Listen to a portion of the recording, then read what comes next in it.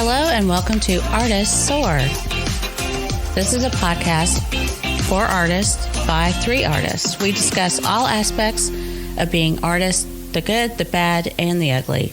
The goal of each podcast is to provide solutions so artists can focus on their creativity and soar above. I'm Rachel Harshenko. Jules McCullough. Stephanie Weaver. Hi, and welcome. This is a special edition of Artists Soar. Woo! We are going to just have a coffee chat. So if you don't mind, grab you some coffee or hot tea or whatever you'd like. Sit down because we're just going to chat with you today. And so this kind of came about Julie, whenever we get in conversations, we just randomly talking about stuff. And I really like the phrase that Julie called, let's just talk about random shit. And so that's, and that's kind of what we do a lot. Yes, we do it a lot. Yeah. And so I guess we start talking. We're like, wait, save that. Let's talk that on, during the podcast or whatever. Sometimes, and then sometimes we're like, oh, this is way weird.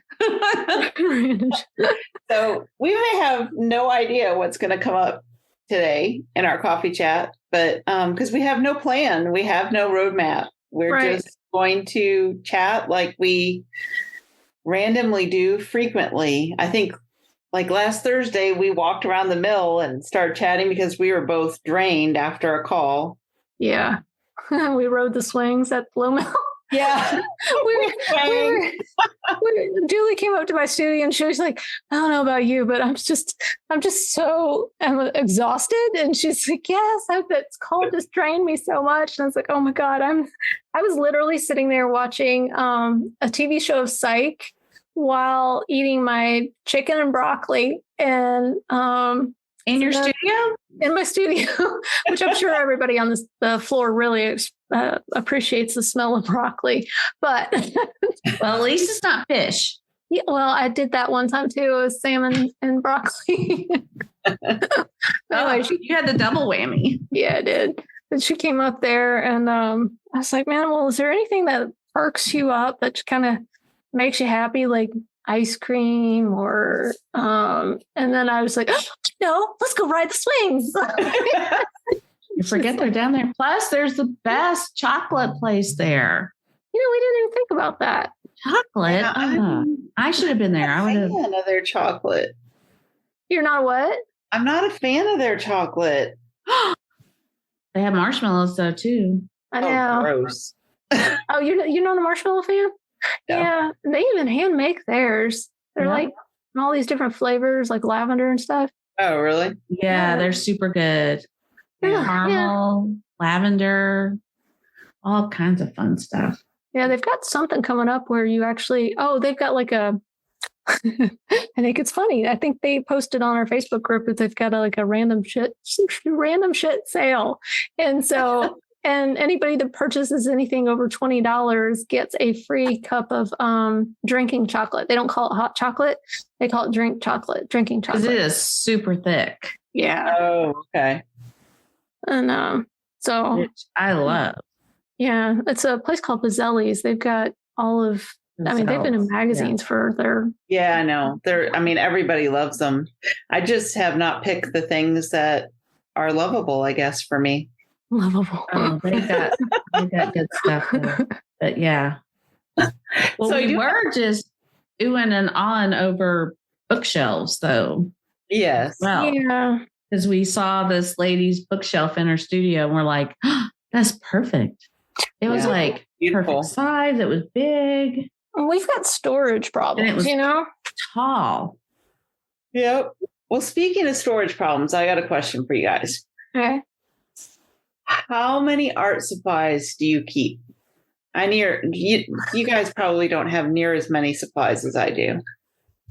Well, yeah, you say that, but then we did decide that Stephanie and I might be paint hoarders. But yeah, I do think you guys are paint hoarders. Yeah. So I have cut back my acrylic paint supply, but I have alcohol inks. I have watercolor inks. I have chalk pastels, oil pastels. I have alcohol markers, water-based markers. I have Sharpies. I have paint markers. But you can't get rid of them because as soon as you do, you'll need it. You know? I know. That's why I'm like, I've been going, I've been purging through my office. Yeah. And I'm like, I really need some more drawers to put my electronic stuff. I'm not buying anything else. And I'm like, I really need to get rid of some of these art supplies that I don't really use. Well, I could do a storage. That might be something that if you haven't used it within a year and you created a lot of work last year, and if you haven't used it within this year. Well, see, that's the thing. There is a lot that I have not used in the last year because I focused 110% on drawing and watercolor. Mm-hmm. But so, for instance, I get a lot of oohs and ahs and loves and make more of that of my acrylic flows with the resin on them. Well, I haven't used any of that stuff in over a year. Yeah. And so then it's a question, do I get rid of it? But, I don't know. What brings you joy? Do you like doing the ink? Oh, yeah. I love, I know there's a couple things I would never get rid of. My watercolors, my alcohol markers, and my colored pencils. Those three things would never go away. Well, then everything else I would probably get rid of. Well, are all those other things distracting you? No. It's just I need more space to put things that I do need in my office. Yeah. And I'm having a really hard time because I really don't want to get rid of some of that because, if I do a mixed media piece, I may use some of it. So I got an idea that might help. You can always box everything up that you don't currently use in kind of an organized fashion. And if it's still in the box in and stick it somewhere, it's safe. And if it's still in that box in 2 years, that's the time to get rid of it. I say 2 years because 1 year, you can have other things going on. You got different focuses. 2 years, things change. So that way you can, because these supplies are not cheap and they are not going to get cheap. Exactly. Right. Yeah. I've got little flowers and stuff for my resin that and glitters and all sorts of things that you can put in the resin. And I'm like, that stuff's not cheap. Yeah. Well, I mean, you can always donate it. You can always donate it to. Yeah. And I have. Oh, sorry. To a school or something like that. Yeah. A local high school or a middle school because, resin. But. Yeah. And I have, but I do like that idea. There's a lot in these drawers that I could box up. Mm-hmm. And set aside that I like the pastels. Yeah. Even if I did mixed media, I don't think I would use those. But what if I did? Because especially for watercolor resists, they're kind of nice too. Yeah. Well, do you guys have a storage unit? No. Oh, that's good. No. No, that's why we're busting at the seams with all my mom's stuff still. Yeah. But, which is part of the reason why I'm doing this, because I'm like, I can't live like this anymore. So I'm just kind of going room by room. Yeah. If it takes me a month to get through a room, then it takes me a month to get through a room, Yeah. I mean, I know that the supplies are expensive, but to me, if you listed the 3 things that really bring you joy and you like doing, and it's kind of one of those things. If your house is on fire and you had to grab even 5 things out of your supplies, what would you grab? When you go away and you take your stuff, you take your watercolors, you take, your pens and things that you use, and let that lead you, the things that bring you joy. Yeah. So, I mean, that's maybe where I box up the things that I don't think I would use. And that's a good compromise in between getting rid of it right now. And you're not ready to say goodbye to that yet. No. Yeah. I'm not. It's box it up, know that it's protected and cared for and there for you if you want to do it again, but maybe put an expiration date on it. Right. If you haven't opened it by this date, it's time to let it go. Exactly. Mm-hmm. Yeah. I like that. That's a good middle ground. The other thing that I didn't realize I have acquired so much of is actually artwork to hang on the wall of other people's. Oh, I know. I've got pieces actually sitting on the floor waiting to be framed. I've got a stack here. So I put everything up that was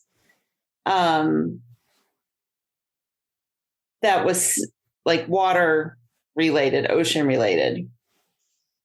And now I have a stack that's non-ocean related that I need to hang up, and I'm like, I'm out of wall space. Rachel, do either one of you guys like rotate out the artwork in your house? No. So like I just hanged Sheldon, and I moved your mom's piece, Stephanie, over here, and then that's your Poppy. Oh, and then I have other people's artwork, in the living room and bedrooms and stuff. Yeah. So I do try to collect from other artists. Yeah, I haven't changed it out though. I've got Julie's problem. Once like a piece hits that space, it stays. And I don't really want to move it around, I guess. Yeah. But then I keep buying other people's stuff. I know. That's a problem. Like I've got both your turtles. I've got another lady's painting of Gulf Shores, the waves at Gulf Shores. I've got a piece from Aruba. I've got an Emily Jeffords piece. So all those are kind of like ocean themed, look good together. Mm-hmm. And I have all these other ones I need to do something with. Yeah. Well, do you have room in your den or your your bedroom? No, we're out of wall space. All the other wall space is full of family photos. So I'm thinking like I even have this problem at the studio too. It's like I've got all these pieces. Each one has its own spot now, but I would like to rotate them out. Mm-hmm. And it comes to like the storage space, which like Rachel was talking about this bookcase that was amazing from somebody's studio. Oh, and it just had gorgeous. Yeah, I'm thinking if I had something like that, I could at least maybe somewhat organize the artwork and rotate it out a little bit easier. Because how fun would it be to have like your C series or that C thing that you got going on with all those different artists to play it out? Because we want fresh artwork, right? I mean, it was really fresh stuff too. Sorry. Well, it was really fun to move it to the wall. I had it on another wall on just like stacked on a piece of molding. Mm-hmm. And it hadn't moved in, year and a half. Mm-hmm. So it was fun to go through it again and see what all I had there. Oh, fun. So. I've got a piece in our dining room. I don't even know why I have it in there. I don't like it. Well, I liked it 15 years ago. Right. But since then it's faded. It's not really interesting to me anymore. That's one that I should replace with the more vibrant pieces, I guess. Yeah. Yep. Yeah. I don't know what to tell you. I got like nothing on that one. I'm bad about it too. No, I was just curious because it was interesting to see how much I had acquired and what I was going to do with it all. And every time we do one of these artist features, I want to buy somebody else's artwork. I know. There's so many that I want to buy. I got that Talia Staton. Hers is on her way. And I still haven't put up the Emily Jeffords that I bought.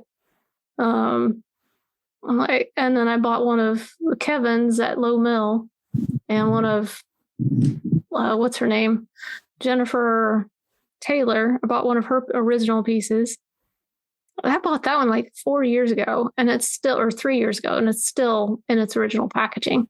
Oh, wow. I know I'm terrible about putting these things up. Well, we need to make our environment, even in our home, something that inspires us and makes us happy. Yep. If we're changing it out, we'll change it out. Yeah. I just can't take down the kid's portrait. It's just I know. I can't either. Oh, I did. Did she just say she could? I did. When they moved out, they went out the window. Did you really? Did you really? I've got like one family portrait up, and that's it. Oh, wow. I see them. Oh, you Talk to them. You see them, you talk to them, you have enough of them. You don't need a reminder. I'm making the house like I want now. You are so funny. But actually, you just made me think. So I have this piece in the living room that I bought at Hobby Lobby. I know everybody just like cringed just a little because I was like, I can't make it for that cheap. And it filled the space perfectly. I can get rid of that thing. Yeah. And then I can reuse the frame because it's like massive, and I can paint over whatever's on there because it's like a really nice, it's about 4 feet wide and probably 2 feet tall. Oh, wow. Sounds like you're about to do a dolly. I am. Your mom, who bought a piece from Hobby Lobby and then painted over the whole thing and made it completely different. Yep. That's funny. Yep. Never thought about that. That's yeah, awesome. there's some other artist out there. I watched one of his things. He takes like old paintings from that he'll pick up at like thrift stores and stuff. I've seen this too. And he paints like dinosaurs and UFOs on it and stuff. I have. He like puts his twist on it. I love that. That's cute. It's smart. Yeah, it is. Repurpose the art that you got tired of. Yeah. Well, you guys let us know what you do. Do you rotate your art? Do you have some great bookshelves that you can store your stuff on and rotate it in and out? Because we need to know. We need to find a good carpenter, maybe. But we'd even love to see some of your cool artwork that you have on your wall. That would be lovely. Yeah. So until next time, guys. Thanks for listening to Artists Soar, a podcast for artists by artists. And if you have any questions, feel free to email us at hello@artistssoar.com. And be sure to leave us a 5-star review on Apple Podcasts so that you can get more of us and we can bring in some sponsors to help you and help us.